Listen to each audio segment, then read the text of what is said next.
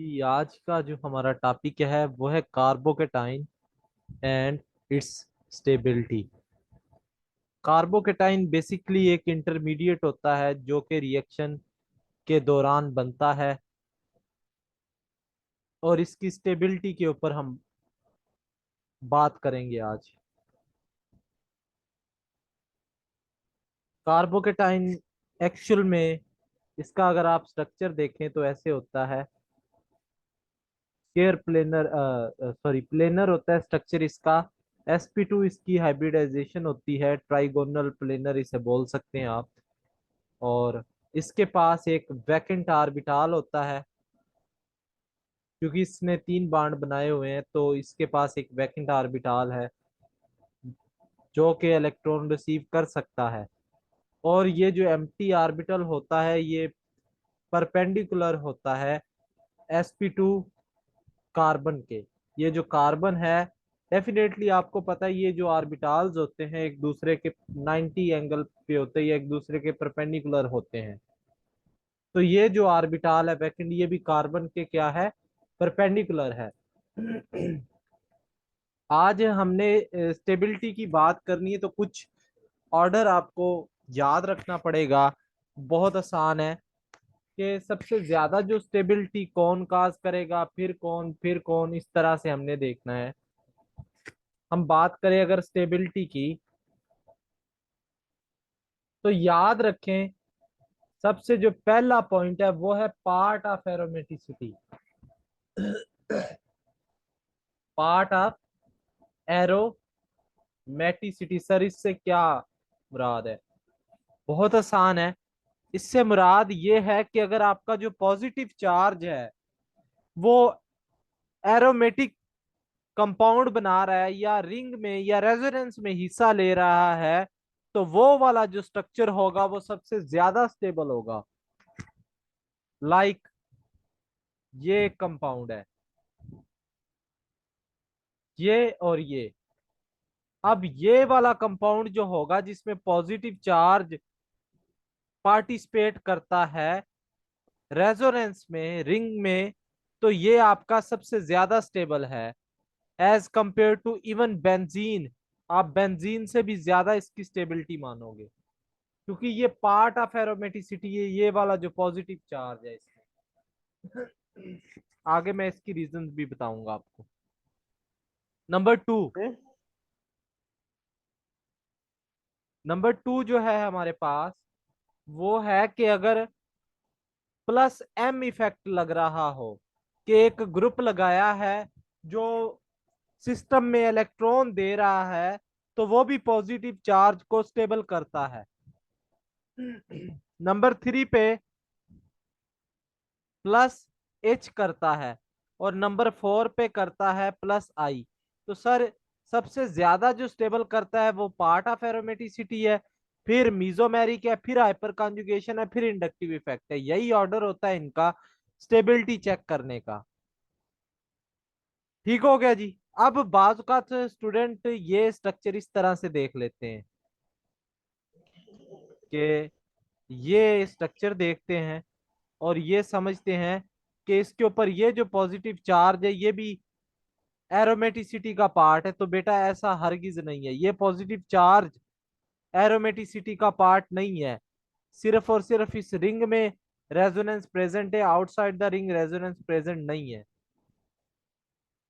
तो याद रखें, आपने वो वाला देखना है पॉजिटिव चार्ज जो पार्टिसिपेट भी कर रहा हो। ठीक हो गया? सर इसकी समझ नहीं आई। ये जो पॉजिटिव चार्ज है, सिंगल बॉन्ड है, डबल बॉन्ड है, तो ये रेजोनेंस नहीं है। हाँ तो बिल्कुल रेजोनेंस है ये वाले में, पहला केस जो है। लेकिन इसमें कोई रेजोनेंस नहीं है ना, क्योंकि ऊपर पॉजिटिव चार्ज है। ठीक है, डबल बॉन्ड तो अंदर है रिंग के। ये जो डबल बॉन्ड है ये रिंग के अंदर रेजोनेंस शो करवा रहे हैं ऐसे। आपने वो कैक्यूल स्ट्रक्चर नहीं देखे? ये तो अंदर का काम कर रहे हैं, बाहर कौन सी ऐसी चीज है? बाहर तो कोई चीज नहीं है जो रेजोनेंस में पार्टिसिपेट कर रही है। पॉजिटिव चार्ज की बात कर रहे हैं तो पॉजिटिव चार्ज जो है वो बाहर रेजोनेंस में पार्टिसिपेट नहीं कर रहा। ठीक है। अब ओके। अब ये तो वो चीजें हैं जो स्टेबल करती हैं। अब हम बात करें जो सिस्टम को अनस्टेबल बनाती हैं। अब एक बात याद रखें, जो सबसे ज्यादा स्टेबल बना रही होती है वही चीज सिस्टम को सबसे ज्यादा अनस्टेबल भी बनाती है। लाइक सबसे ज्यादा जो सिस्टम को अनस्टेबल बनाती है वो है पार्ट ऑफ एंटी एरोमेटिसिटी। गए आप इस बात से? क्या बात की है मैंने कि अगर वो पॉजिटिव चार्ज एंटी एरोमेटिसिटी का पार्ट बन रहा है तो वो सिस्टम को बहुत ज्यादा अनस्टेबल कर देगा। नंबर 2 पे कौन सा इफेक्ट करेगा, जल्दी से बता दें जी। -m। -m करेगा। और नंबर 3 पे -h। -h। और नंबर 4 पे -i। ठीक हो गया। -i। तो ये हमने स्टेबिलिटी की बात कर ली है कार्बोकेटाइन की। अब हम एग्जाम्पल की तरफ मूव करते हैं तो आपको फर्दर समझ आ जाएगी। पहली एग्जाम्पल है हमारे पास, बस दिमाग से सोचना है। ये कोई इतना मुश्किल नहीं है, ना ही कोई रॉकेट साइंस है इसमें। अगर आपको मीजोमेरिक इंडक्टिव इफेक्ट और हाइपर कॉन्जुगेशन की समझ है तो आप कोई मर्जी क्वेश्चन हो आप हल कर सकते हैं।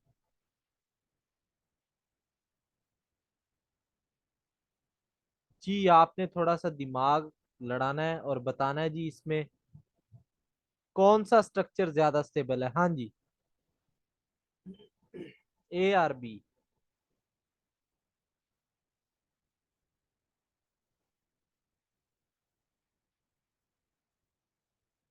जल्दी से बता दें। सर ए स्टेबल। क्यों? ए स्टेबल होगा। वो सर क्यों? क्योंकि बी जो है तो वो विड्रॉ कर रहा है और भी उसको पॉजिटिव बना रहा है। अच्छा, बी विथड्रॉ कैसे कर रहा है? सर बी के साथ जो ग्रुप अटैच है ये जो सी डबल बॉन्ड ओ वाला अच्छा, खैर दोनों ही +m में बेटा, विथड्रॉ कोई नहीं कर रहा। आपने प्रीवियस लेक्चर नहीं लिए? क्या बात है। मैंने बताया भी था कि अगर ये जो एटम लगा हो अपने से लेस के साथ तो वो क्या होगा, डोनेटिंग होगा। तो विथड्रॉ कैसे होगा ये जी? कार्बन के साथ अटैच है ना ऑक्सीजन, तो विथड्रॉ तो नहीं बनता ये डोनेट कर रहा है इलेक्ट्रॉन को। समझ आ रही बात की?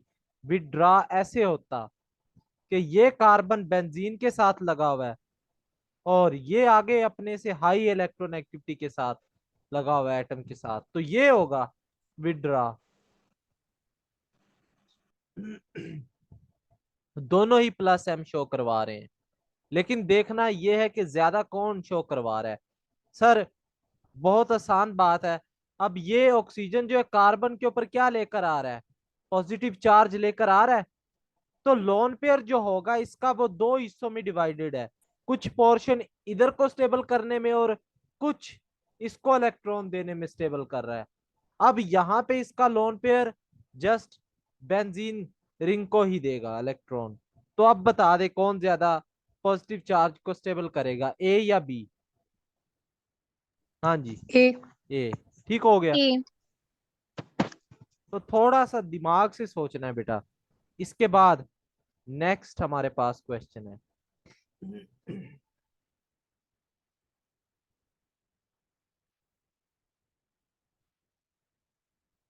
ए ये वाला है और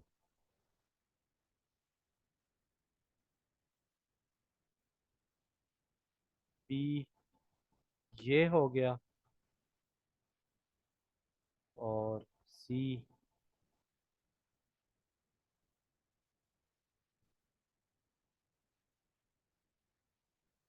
इसमें से बता दें जी कौन सबसे ज्यादा स्टेबल कर रहा है कार्बोकेटाइन को, ए बी और सी?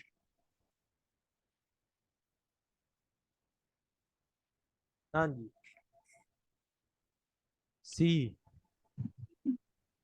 और कोई? सर सी। सी, यहाँ पे ये सीन है, ये कार्बन है सी वाला बेटा। क्यों सी क्यों करेगा? सी के पास कितने अल्फा हाइड्रोजन है? यहाँ कितने अल्फा हाइड्रोजन है? 3। तो यहाँ पे कितने अल्फा हाइड्रोजन है? 2। और यहाँ सी के पास कितने अल्फा हाइड्रोजन है? बता दें जरा जी। ये अल्फा कार्बन है, 0। 0 है, तो ये कैसे स्टेबल कर रहा है? तो ए जो होगा इसका ऑप्शन होगा जी, पहले वाले का ए था आंसर। अब सर इसमें जो सी एस पर नेगेटिव चार्ज था कि पॉजिटिव? पॉजिटिव है बेटा, सब पे पॉजिटिव है, कार्बोकेटाइन पढ़ रहे हैं।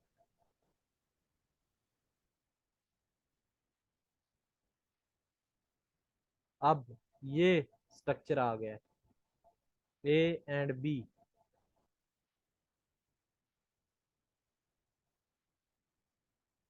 हाँ जी, इसमें कौन ज्यादा स्टेबल होगा, ए या बी? हाँ जी, बता दें।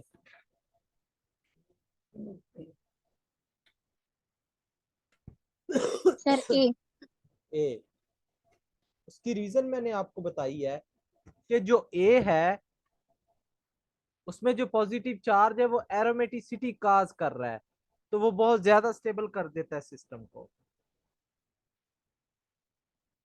इसके बाद हम मजीद एग्जाम्पल एक दो कर लेते हैं। लाइक ये है,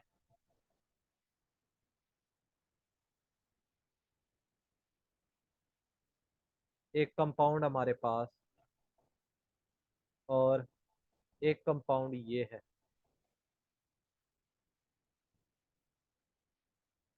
हाँ जी, इसमें कौन ज्यादा स्टेबल होगा, ए और बी? जी, ए होगा या बी? बी, बिल्कुल बी होगा। क्यों? क्योंकि सर याद रखें, जो मीजोमेरिक इफेक्ट होता है ना, वो मेटा पोजीशन पे आपको पता है वो नहीं वैलिड होता। ना ही हाइपर कॉन्जुगेशन लगती है मेटा पोजीशन पे, ना ही मीजोमेरिक इफेक्ट लगता है, ये दोनों नहीं लगते। ठीक है, मेटा पोजीशन पे सिर्फ इस पे इंडक्टिव इफेक्ट लगता है मेटा पे, क्योंकि ये जो होते हैं ये या तो ये आर्थो पैरा पे लेकर आते हैं, आपको पता है ना, मेटा पे तो ये कोई काम नहीं कर रहे होते। तो यही रीजन होती है कि ये मेटा पे वर्क नहीं करते आपके पास। हमने ये पीछे इलेक्ट्रॉन डेंसिटी पढ़ी है, उसमें ये बातें की हुई हैं। एक कॉन्सेप्ट आता है छोटा सा, इसका नाम है डांसिंग रेजोनेंस, शायद आपने पढ़ा हो।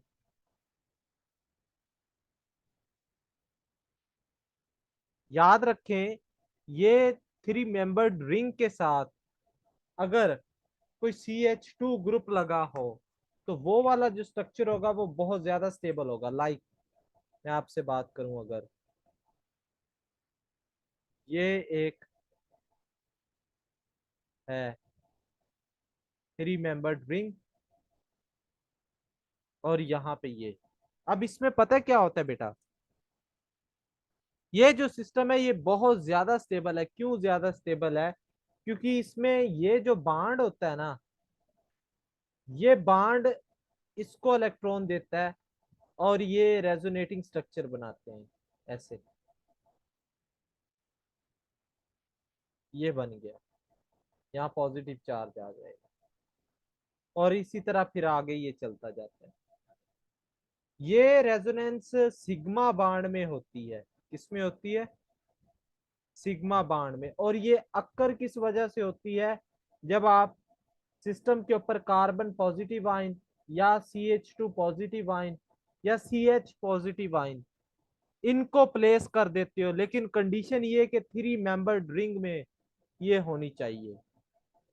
तो याद रख लें, अब जब भी आपने देखना है मीजोमेरिक हम बात कर रहे थे मीजोमेरिक सबसे ज्यादा स्टेबल है। अब आप देखेंगे डांसिंग रेजोनेंस तो नहीं हो रही कहीं पे।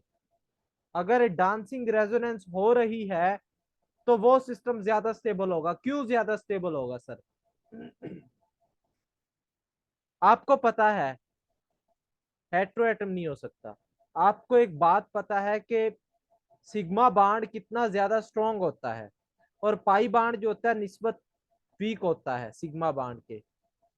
तो एक सिस्टम है जिसमें सिग्मा बाड पार्टिसिपेट कर रहा है और एक सिस्टम है जिसमें पाई बाड पार्टिसिपेट कर रहा है। तो आप खुद से फैसला कर लें इन दोनों में कौन ज्यादा स्टेबल होगा।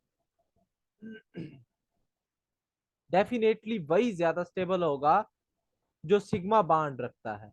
तो सिग्मा बाड वाले कंपाउंड जिनमें डांसिंग रेजोनेंस होती है वो बाकी तमाम सिस्टम से ज्यादा स्टेबल होते हैं। ठीक है, अब एग्जाम्पल कर लेते हैं। लाइक ये हमारे पास है पहली एग्जाम्पल।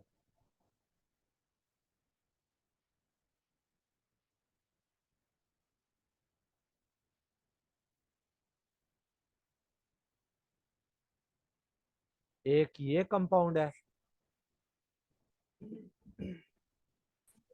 और एक ये कंपाउंड है। हाँ जी, इन दोनों में कौन ज्यादा स्टेबल है?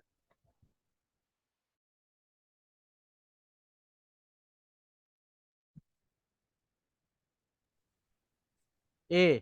क्यों ए क्यों ज्यादा ए, स्टेबल है? सर क्योंकि इसके ज्यादा स्ट्रक्चर्स।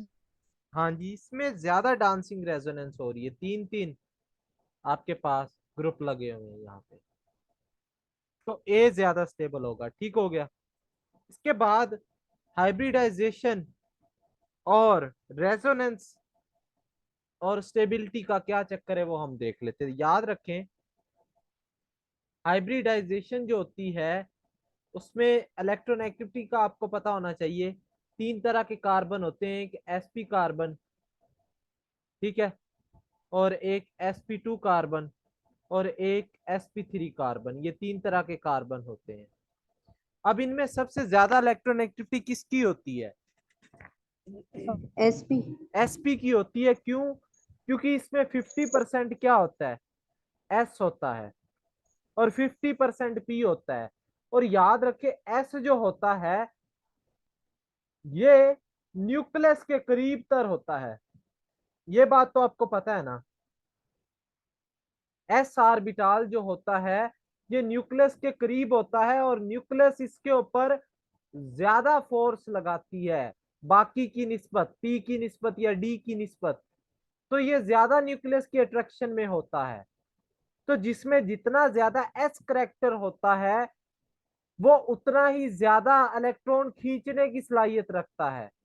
तो यही रीजन होती है कि एसपी की इलेक्ट्रॉन एक्टिविटी सबसे ज्यादा होती है क्योंकि ये न्यूक्लियस के करीब होता है और न्यूक्लियस इलेक्ट्रॉन ज्यादा खींचने की सलाहियत रखती है।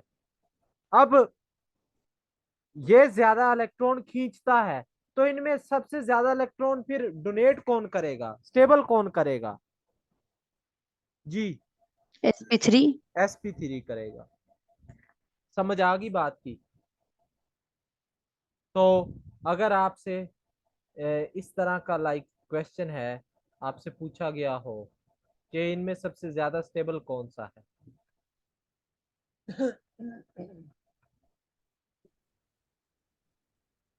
ये, तो आप क्या बताएंगे? Third one. Third one. ठीक हो गया जी। तो इस तरह से ये आपकी हाइब्रिडाइजेशन और स्टेबिलिटी लिंक्ड होती है। अच्छा, एक और बात मैं आपको बता दूं, डिस्टेंस के साथ भी स्टेबिलिटी का ताल्लुक चेक कर लेते हैं। हम सारे केसेस डिस्कस कर रहे हैं ताकि ना कोई ऐसा केस ना हो जो बचे ना और आप कहीं क्वेश्चन कर रहे हो और आपको प्रॉब्लम काज कर दे। लाइक ये क्वेश्चन है और एक क्वेश्चन इसी में ये एक स्ट्रक्चर और है।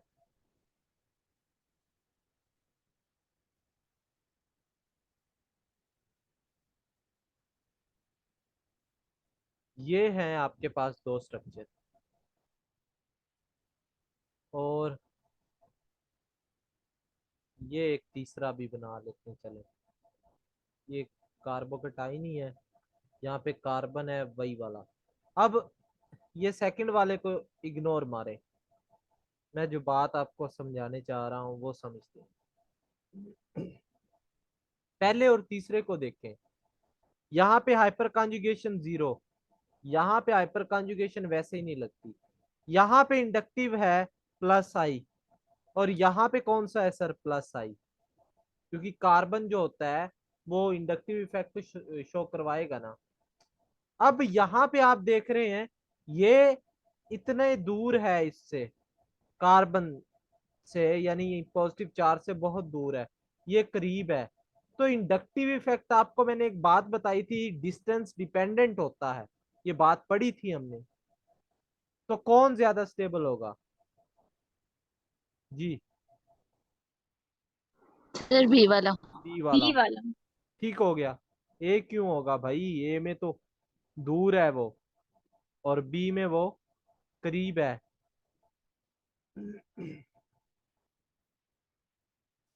ठीक हो गया, ये आपके क्वेश्चन थे वो। और याद रखे स्टेबिलिटी या फ्री रेडिकल जो है वो भी सेम है। मैं अगर आपसे एक आध एग्जांपल डिस्कस करूं, तो पीएच, ये फिनाइल है, ये कार्बन के ऊपर फ्री रेडिकल है। फ्री रेडिकल और कार्बोकेटाइन की स्टेबिलिटी सेम होती है।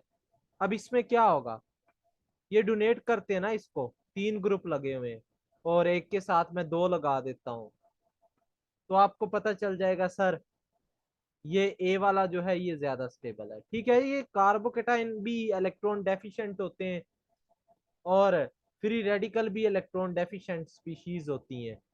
इसके बाद हम बात करते हैं कार्ब एनाइन या कार्बन एनाइन और उसकी स्टेबिलिटी की। जी, तो ये हम बात करते हैं। याद रखिए कार्बन जो होता है इसके ऊपर नेगेटिव चार्ज होता है, और आपको पता है इसको स्टेबल कैसे किया जा सकता है। मैंने बात बताई थी कि अगर एक चीज के ऊपर नेगेटिव चार्ज या आप उसे और नेगेटिव चार्ज दे रहे हो, तो वो तो रिएक्शन में पार्टिसिपेट करेगा। तो इट मींस कि इसके नेगेटिव चार्ज को क्या करना चाहिए, हमें कम करना चाहिए ना। विथड्रॉइंग ग्रुप्स, हाँ जी, ग्रुप लगा। Withdrawing groups. तो जो कार्बोकेटाइन की स्टेबिलिटी थी उसका क्या हो जाएगा, उल्ट हो जाएगा। समझ आ रही इन्वर्स बात? रहेंगे। तो इसकी एग्जांपल पे हम मूव करें फिर। हाइब्रिडाइजेशन इसकी sp3 होती है, पिरामिडल शेप होती है इसकी। ठीक है जी।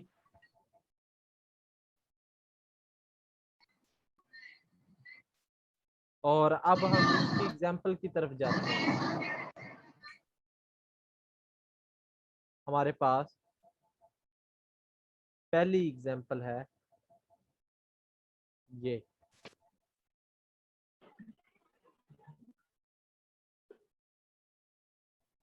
हाँ जी, कौन ज्यादा स्टेबल है?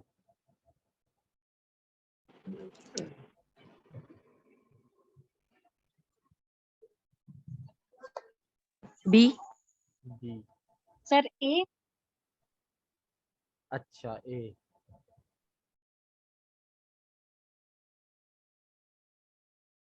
ए होगा दोनों में ना। जो सिस्टम में नेगेटिव चार्जेस हैं वो पार्ट ऑफ एरोमेटिसिटी हैं। वो क्या है, पार्ट ऑफ एरोमेटिसिटी हैं। दोनों में एरोमेटिक कंपाउंड बना रहे हैं, ए वाला भी और बी वाला भी। तो 5 मेंबर्ड रिंग जो होती है आपको पता है ये ज्यादा स्टेबल होती है as compare to 4 membered ring. तो इस वजह से ये जो आपका स्टेबल होगा। इसके बाद ये आपने बताना है।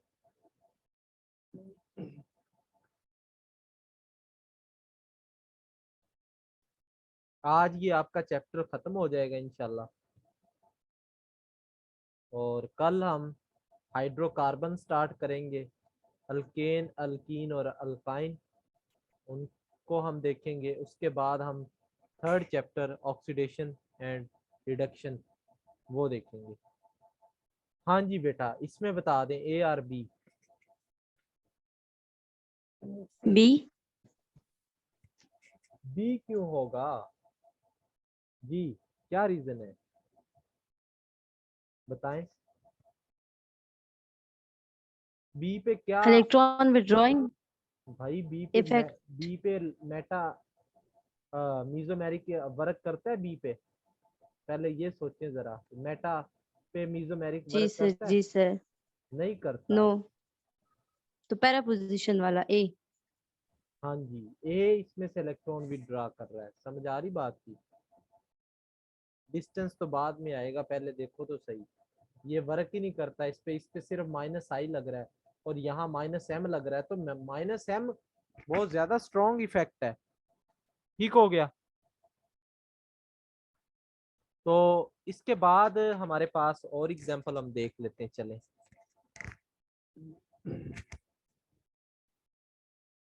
कि ये है हमारे पास सिस्टम,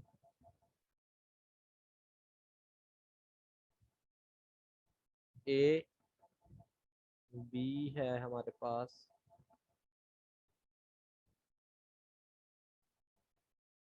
ये, और सी है हमारे पास ये। हाँ जी, इसमें कौन ज्यादा स्टेबल होगा? ए। ए, क्यों? उसमें मोर विड्रॉइंग है, एसपी है, वो मोर इलेक्ट्रोनेगेटिव है। अच्छा, और दूसरी एक रीजन होती है, याद रखें, कि negative charge on more electronegative atom is more stable. तो सबसे ज्यादा इसमें कौन इलेक्ट्रोनेगेटिव है? First one, first one. SP carbon. तो वो वाला स्ट्रक्चर आपका क्या होगा? ज्यादा स्टेबल होगा। इसके बाद और एग्जांपल है हमारे पास, लाइक ये सिस्टम है, ए और बी है हमारे पास ये। हाँ जी, इसमें क्या, कौन सा ज्यादा स्टेबल होगा? ए और बी? सर ए। ए होगा। ठीक हो गया जी, बिल्कुल ऐसा ही है। और मजीद वही रिपीटेड एग्जांपल्स हैं, एक और चलें देख लेते हैं। देखिए, इतने हमने कोई 50 के करीब, आपको पता है ना, 50 प्लस हमने एग्जांपल्स की हैं स्टेबिलिटी की, अभी और भी कर रहे हैं। तो ये चैप्टर अभी भी आपका क्लियर नहीं होता, तो फिर आप में ये प्रॉब्लम है कि आप इसको खुद से तैयार नहीं करना चाह रहे, वरना तो ये चैप्टर आपकी फिंगर टिप्स पे आ जाना चाहिए। इतने क्वेश्चंस एग्जांपल्स करने के बाद आपको ये स्टेबिलिटी तो वैसे रटी जानी चाहिए। हाँ जी, इसमें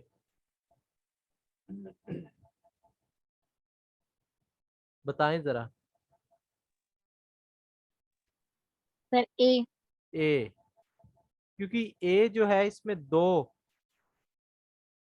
ईमान खान मेरे ख्याल में आपने कसम खा ली है कि मैं गलत ही बताऊंगा या बताऊंगी। अच्छा, इसमें -2 m है और यहाँ पे सिर्फ एक -m है, तो दो वाले जो होंगे वो ज्यादा इलेक्ट्रॉन विड्रॉ करेंगे। ठीक है जी। क्योंकि दोनों साइड से वो कर रहे हैं।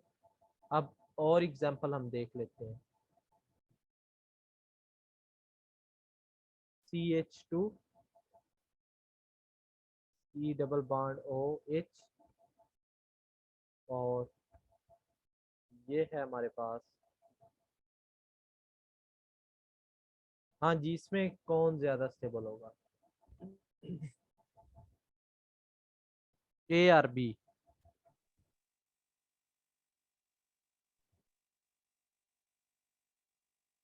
हाँ जी, बताएं, मुश्किल नहीं है। सर ए। ए, ए क्यों होगा? क्योंकि सर ए में -m इफेक्ट लग रहा है और इसमें माइनस एच प्लस एम लग रहा है दूसरे में। प्लस एम नहीं लग रहा, यहाँ माइनस एच लग रहा है। माइनस एच क्या, सर ये बताइए माइनस एच का सॉरी, दोबारा यहाँ पे बताइए। जो है वो आपका माइनस इंडक्टिव इफेक्ट लग रहा है ना यहाँ पे, समझ आ रही बात की, यहाँ पे यस इंडक्टिव सर। लग रहा है।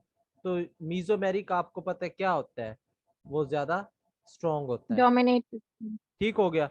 तो ये आपका कार्बेनाइन भी हो गया, कार्बोकेटाइन भी हो गया। अब हमारे पास दो टॉपिक हैं, रेजोनेंस एनर्जी और बेसिक नेचर, जिसके 4 रूल हैं कि आप किसी भी बेस की स्ट्रेंथ को कैसे मेजर कर सकते हैं, जो कि एग्जाम में क्वेश्चन पूछते हैं, वो हम देखते हैं। आप लोग दोबारा से मीटिंग ज्वाइन करें, फिर हम स्टार्ट करते हैं उसको।